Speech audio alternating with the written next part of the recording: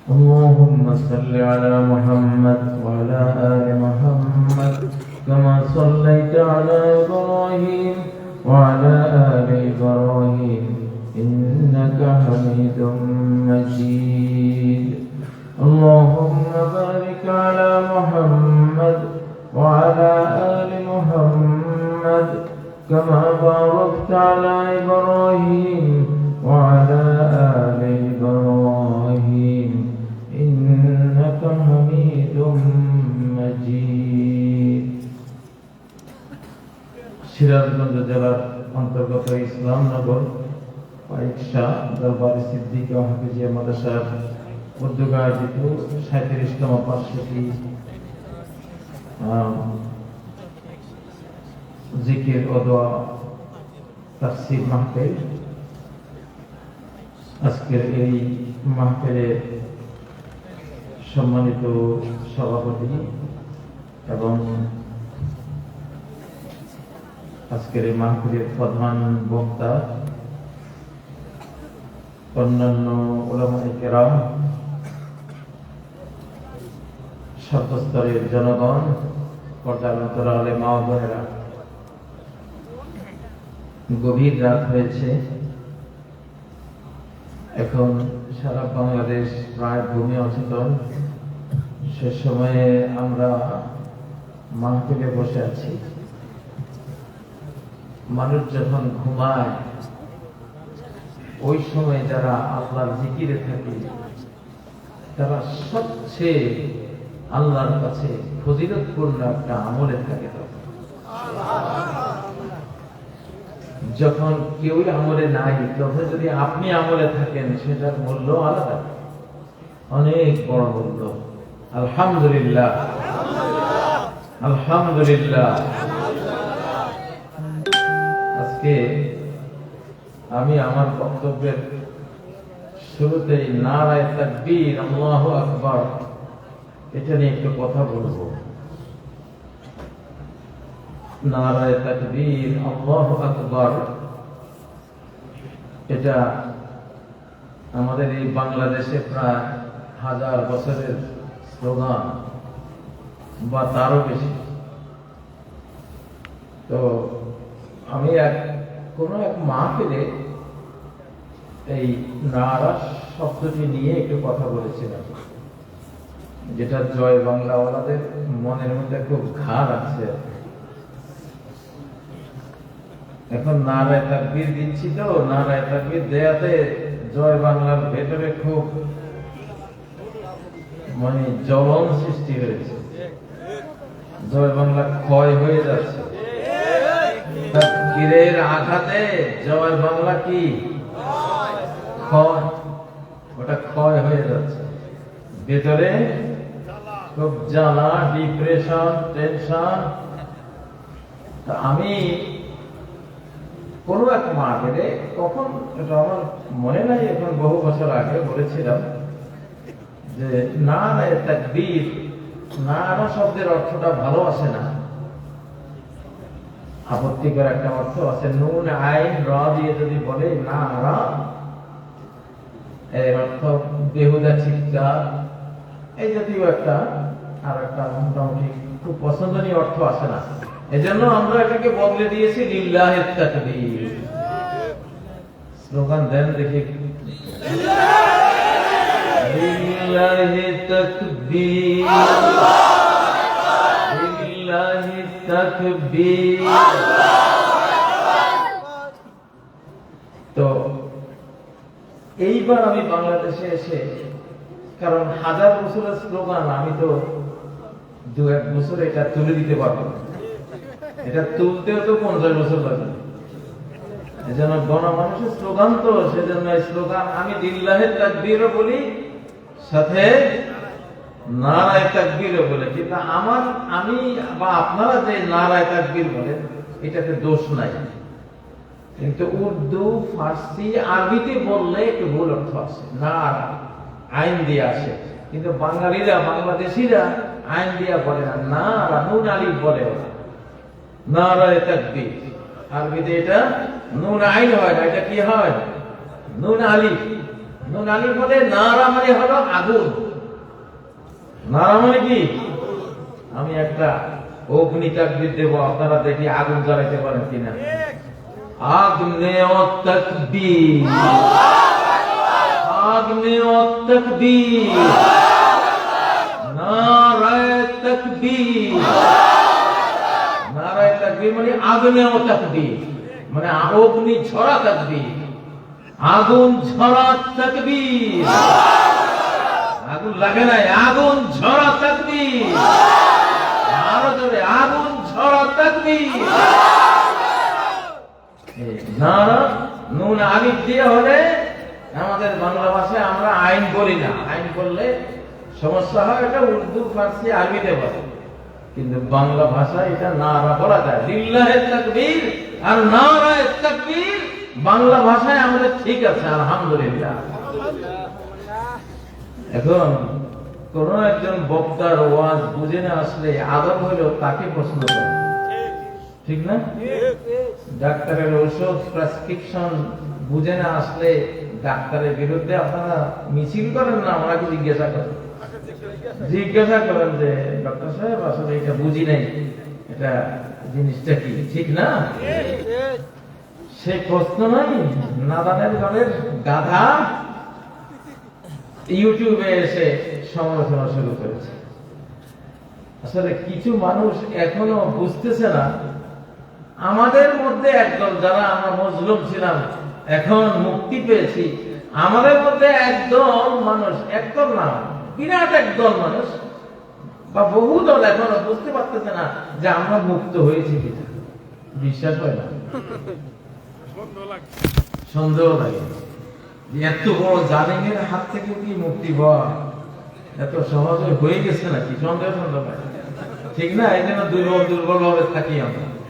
আসলে আলহামদুলিল্লাহ মুক্তি এসে গেছে। আবার জালিমদের একটা বড় গ্রুপ এখনো ওদের আইকিউতে নাই, বিশ্বাসে নাই। কিরে, এত বড় ক্ষমতা ছিল, সব কি চলে গেল? ওরা সন্দেহ আছে কি ক্ষমতা আছে না নাই, বুঝছেন? এই জন্য ওরা এখনো জুলুমের চেষ্টা করে, এখনো সমালোচনা করে, বক্তাদের সমালোচনা করে। এগুলি গাধা না? এগুলি গাধা। আসলে গাধায় পানি পান করে কিন্তু পরিষ্কার পানি তার কপালে নেই, ঘোলা পানি, ঠিক না? হ্যাঁ, ঘোলাইয়া তারপরে সে পান করতে পারে। এটা একটা এক্সাম্পল আর কি গাধার ব্যাপারে। ভাইরা, নারায়ে তাকবীর নিয়ে এই জন্য কথা বললাম। খুব প্রচার করছে যে কাজী সাহেব একখানে বলছে নারা, এটার অর্থ এই, পরে আবার নিজে নারা স্লোগান দিচ্ছে। নারা স্লোগান হাজার বছরের স্লোগান, আমি অন্তত 50 বছর ওয়াজ করিনি এটাকে তুলব। জনগণের সাথে তো হাম লগে আমিলাম। আর এটা তো বাংলা ভাষায় একটা ভালো অর্থ করা যায়, আমরা সেটা বলে দিলাম আজকে। নারায়ে তাকবীর, আগ্নেয় তাকবীর বা অগ্নি ঝরা তাকবীর। প্রিয় ভাইয়া, তো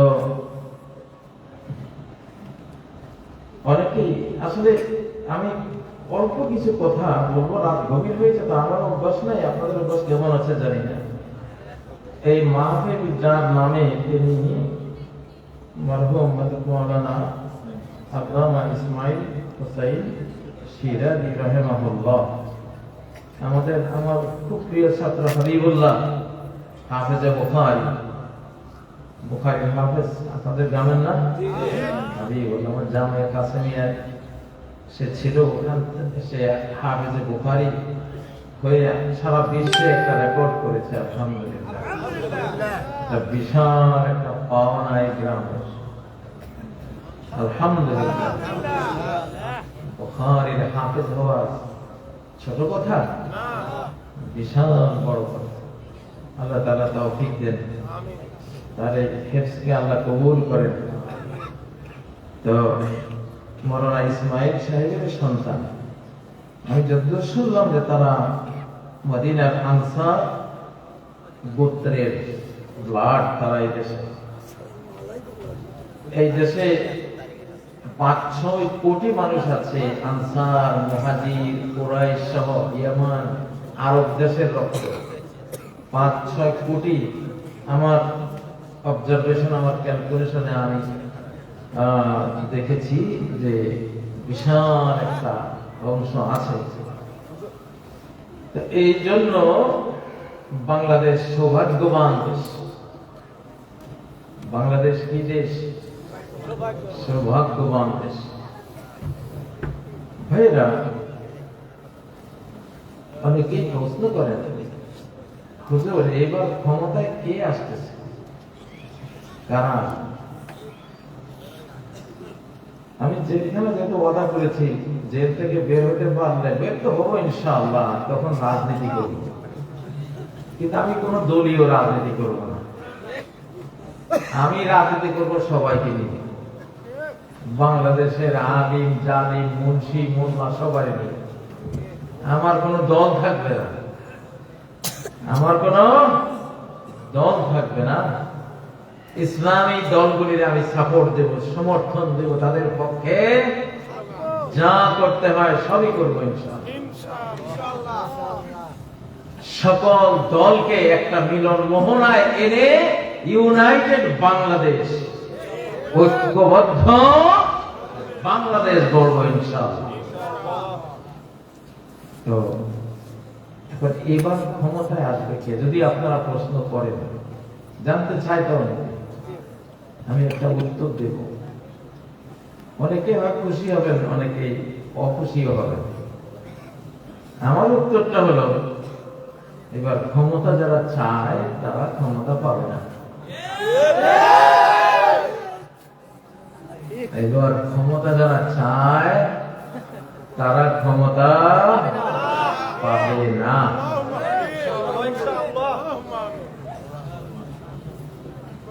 বিগত 17 বছর যারা ক্ষমতা চেয়েছে তারা কি ক্ষমতা পেয়েছে? পায়নি। 17 বছর চেষ্টা চলেছে পরিবর্তনের, পরিবর্তন কি করতে পেরেছিল?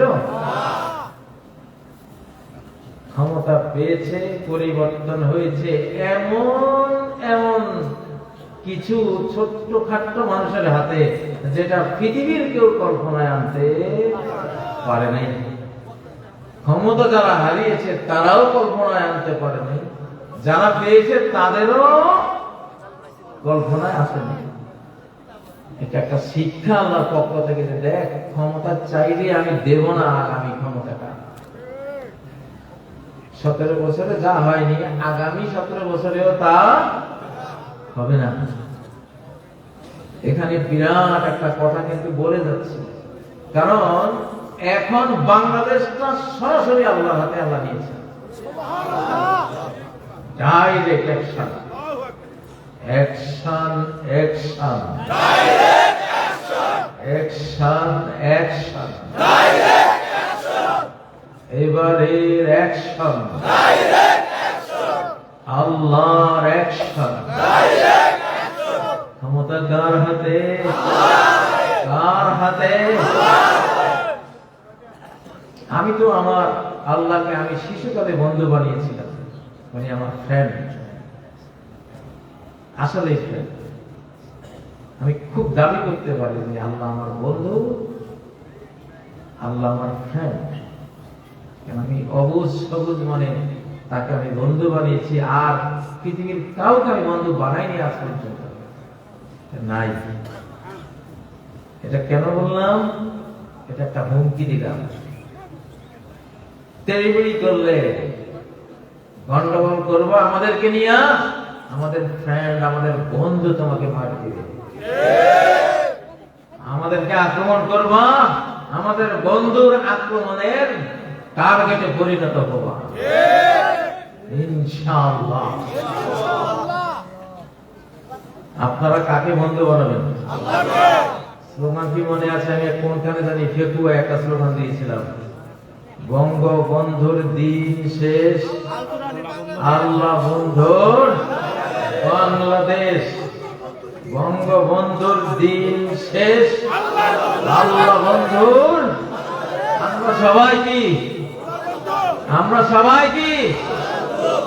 বঙ্গবন্ধু তো শুধু একজনে হতে পেরেছে, কিন্তু আল্লাহ বন্ধু সবাই হতে পারি আমরা, ঠিক না? তো যেহেতু আল্লাহ, আমরা আল্লাহর বন্ধু, আল্লাহ আমাদের বন্ধু, অতএব আমরা এগিয়ে যাব। কেউ যদি থামাতে পারিস তাহলে থামাস, দেখি তোর শক্তি কত, রব্বুল আলামিনের শক্তি কত, আমরা দেখবো ইনশাআল্লাহ। ঠিক আছে? ক্ষমতা কি পাবে এবার? যে চাইবে সে পাবে না। ইন্না লান নাস্তামিল আলা আমালিনা মান আরাদা, এটা নাসাই শরীফের একদম শুরু পবিত্রতা অধ্যায়ের একটি হাদিস। দুই ব্যক্তি আসলে, আবু মুসা আশআরী রাদিয়াল্লাহু তাআলা আনহু নিয়ে আসলেন। আসার পরে দুইজনে নবীজির কাছে কেনা হুমা ইয়াসআলানিল আমাল, নবীজির কাছে আমল চাইলেন। ইয়া রাসূলুল্লাহ, আমাদেরকে আপনার হাতে যে ক্ষমতা আছে, ক্ষমতার কিছু কাজ দেন, মানে ক্ষমতার কিছু অংশ চাইল। নবীজি সাফ করে দিলেন, ইন্না লান নাস্তামিল আলা আমালিনা মান আরাদা, আমাদের এই সরকারি আমল, সরকারি কর্ম, সরকারি দায়িত্ব পাওয়ার কোন জায়গা যে চায় তারা আমরা দেই না। যে চাইবে না অথচ যোগ্য, তাকে আমি খুঁজে এনে না চাওয়া মানুষটাকে ক্ষমতা দেব। লিল্লাহি তাকবীর, নারায়ে তাকবীর। ক্ষমতা এবার চাইলে পাইবেন না, কারণ এখন আর 2024 নাই, আগের দিন নাই। ক্ষমতা কে যে পাবে, খুব সাধারণ পর্যায়ে যাবে, কল্পনাই করতে পারবে না যে এত নর্মাল লোকে আবার ক্ষমতা পাইল কেমনি। হ্যাঁ, ডক্টর ইউনূস সাহেব যে ক্ষমতা পাবে, এরকম সাধারণ কোটি গায়ে দেওয়া, পাঞ্জাবি একটা গায়ে দেওয়া, 106 মামলার আসামি, মামলার পুলিশের দোয়ানি খাইয়া বেচারা নাজেহাল, সেই লোক এখন বিশ্বের অন্যতম পাওয়ারফুল একজন কি উপদেষ্টা, কি উনি প্রেসিডেন্ট, মনে করুন উনি কি প্রেসিডেন্ট পর্যায়ে মানুষ, কত বড় পাওয়ার, ঠিক না? কুলিল্লাহুম্মা মালিকাল মুলকি তু'তিল মুলকা মান তাশা,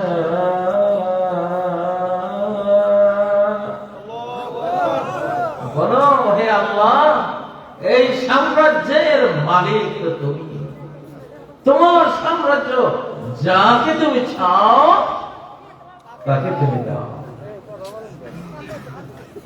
এই জন্য আমি বাংলাদেশে কোন নির্বাচন দেখতেছি না। আমাদের দুই নয়নে কোরআনিক জানালা দিয়ে যখন তাকাই, আবু হুরায়রার গোপন ব্যাগের ভিতর দিয়ে যখন দেখি, হাদিসের ভবিষ্যৎবাণীগুলি দিয়ে যখন দেখি, বাংলাদেশে কোন নির্বাচন আমি দেখি না।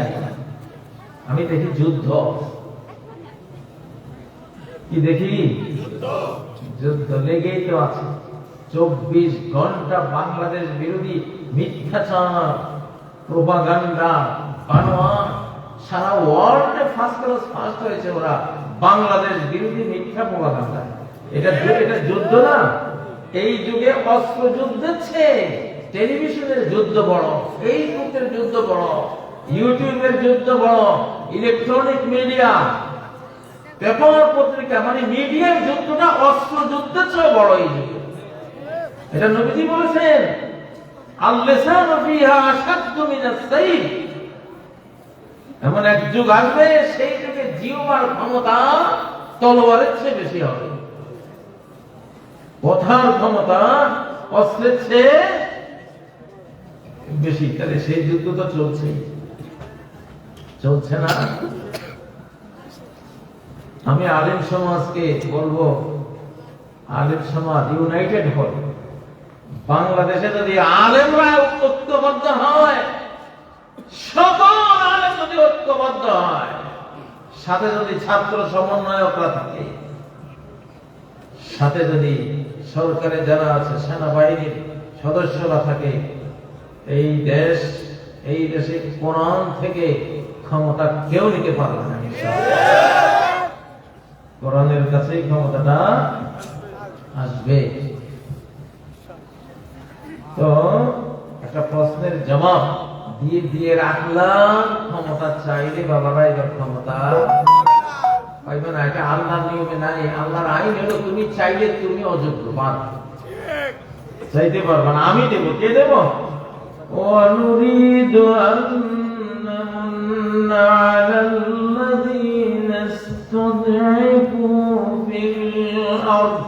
আমার পরিকল্পনা, আমি পরিকল্পনা করেছি। সূরা আল কাসাসের 5 নম্বর আয়াত। আমি পরিকল্পনা করেছি যাদেরকে হীনবল করা হয়েছে, দাবিয়ে রাখা হয়েছে, চাপিয়ে রাখা হয়েছে, দুর্বল করে রাখা হয়েছে, উইক করে রাখা হয়েছে, আমার পরিকল্পনা হলো এবার আমার ইহসান, দয়া, মায়া, স্নেহ আমি তাদের দিকে ঘোরাবো, তাদেরকে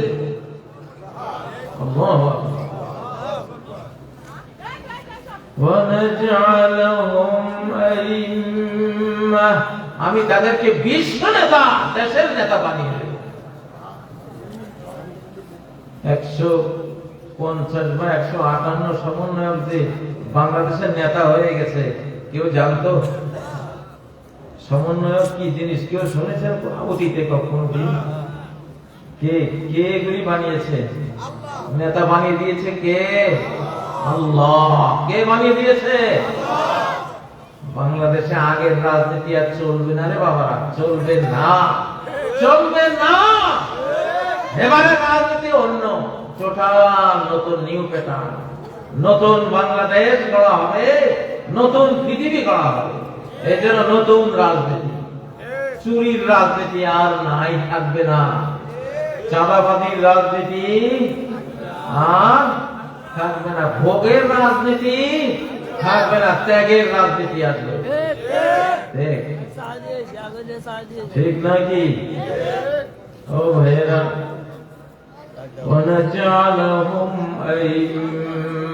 যেহেতু কিয়ামত খুব ঘনিয়ে এসেছে, তো কিয়ামতের আগে 50টা বছর তো খাঁটি ইসলাম দিয়ে গোটা বিশ্ব শাসন করা হবে। কয় বছর? 50 বছরের মতো সারা পৃথিবীর 7 মহাদেশ শাসন করা হবে। কি দিয়া? কোরআন দিয়ে। সেই সময় তো আর বেশি বাকি নেই। সেটা আগে এসব পচা রাজনীতি যদি এখনো চলে, তাহলে কবে আসবে ওই সময়? এখন তো টাইম নাই, ঘড়িতে টাইম নাই। এজন্য 2025-এ যদি ক্ষমতা আসে, সেটা নির্বাচন হবে না, নির্ধারণ হবে। নির্বাচন হবে না, কি হবে? নির্ধারণ হবে। কিছু বোঝা যায়নি নির্ধারণ মানে কি, কি হতে পারে? নির্ধারণ কে করবে? আল্লাহ করবে। আমাদের এই যুগটা হযরত মূসার যুগের মতো। কার যুগের মতো? মূসা আলাইহিস সালাম কোটি কয়েক মানুষ নিয়ে লোহিত সাগর পার হচ্ছে, অল্প কিছু মানুষ নিয়ে, তাই না? 300 350 মানুষ নিয়ে পালিয়ে যাচ্ছেন। আর পিছনে 10-12 লক্ষ আর্মি নিয়ে দাওয়া করছে কে? ফেরাউন। 300 350 মানুষের লগে যুদ্ধ করতে গিয়ে 10-12 লক্ষ আর্মি মারা যাবে, কল্পনা করা যায়? কিন্তু মারা গেছে কিনা? এইবারের ক্ষমতাটা সেই টাইপের হবে। এইবারের ক্ষমতাটা ওই টাইপে আল্লাহ দেবে, ভাবতেও পারবো না কেউ যে ক্ষমতা কারে আল্লাহ দিল, কিভাবে দিল, কিভাবে পাইল। এর দলিল কোরআন থেকে দিচ্ছি, সূরা যুখরুফের 56 নম্বর আয়াত। فَجَعَلْنَاهُمْ سَلَفًا وَمَثَلًا لِلْآخِرِينَ।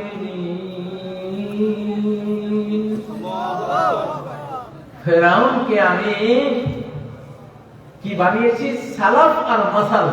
সালাফ মানে হলো শেষ জামানার ফেরাউন, শেষ জামানার ছোট বড় যত ফেরাউন, এই ফেরাউন গুলির পূর্ববর্তী অগ্রজ বাহিনী বানিয়েছি মুসা আলাইহিস সালামের যুগের ফেরাউনকে।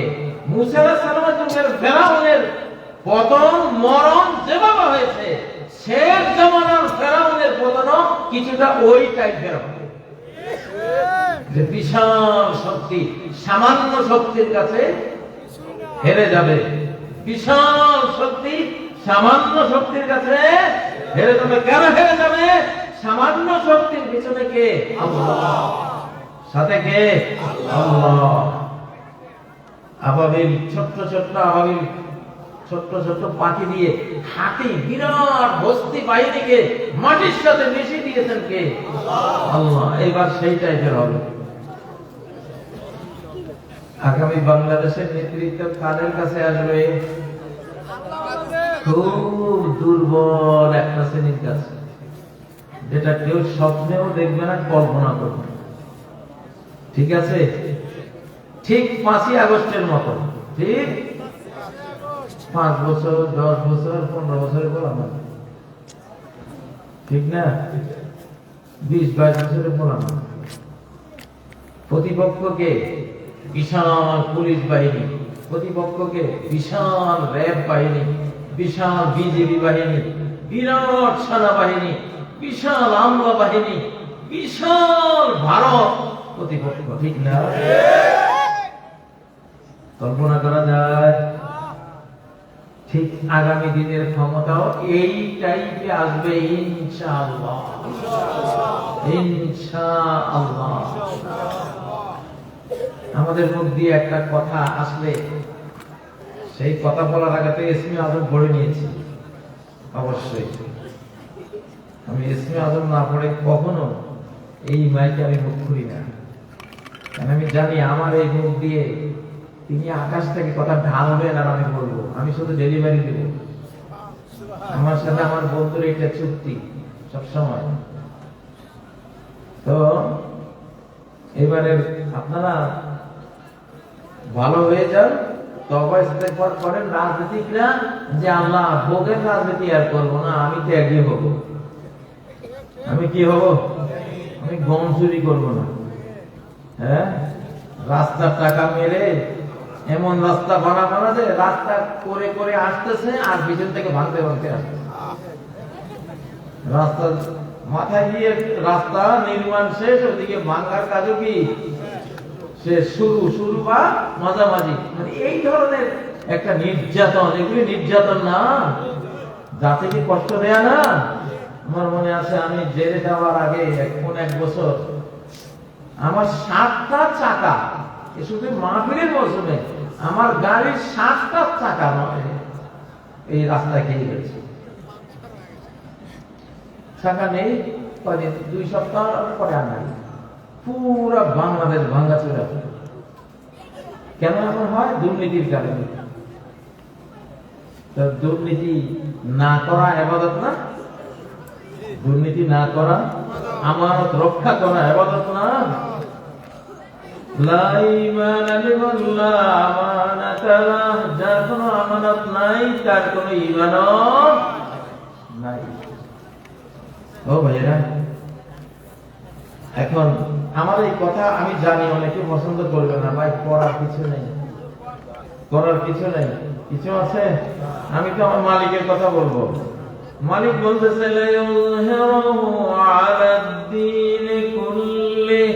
আল্লাহ এই দিন, এই ইসলামকে এনেছেন সমস্ত ধর্মের উপরে। আল্লাহ নিজে এটাকে বিজয়ী করবেন। তো নবীজির আমলে তো সমস্ত ধর্মের উপরে বিজয়ী হয় নাই, অর্ধেক ধর্মের উপরে, অর্ধেক পৃথিবীর উপরে বিজয়ী হয়েছে। বাকি অর্ধেক হবে কবে? এইবার, এখন থেকে সামনে। এখন মারামারি চলছে, ভয়াবহ অবস্থা। তুরস্ক, ইসরায়েল, আমেরিকা, রাশিয়া, মধ্যপ্রাচ্যে ভয়াবহ একবারে মহাদেশীয় যুদ্ধ লেগে গেছে। আর বাংলাদেশেও তো লাগা লাগা ভাব হয়ে আছে। যে কোনো সময় লাগবে একটা একবারে শতবার নিচ্ছি, কখন লাগবে সেটা আল্লাহ জানেন, কিন্তু খুব কাছে। এই জন্য এবারের ক্ষমতা আল্লাহ দেবেন, আপনারা পাবেন না, কেউ পাবেন না। আল্লাহর মনোনয়নে যে আসবে, আল্লাহ যাকে দেখবেন চয়েস করবে যে সে ত্যাগী হবে, ভোগী হবে না, সে ক্ষমতায় আসলে আমার কথা বলবে, নিজের কথা বলবে না। সে ক্ষমতায় আসলে লা ইলাহা ইল্লাল্লাহ মুহাম্মাদুর রাসূলুল্লাহ রাজনীতি করবে, সে ভারতীয় রাজনীতি করবে না।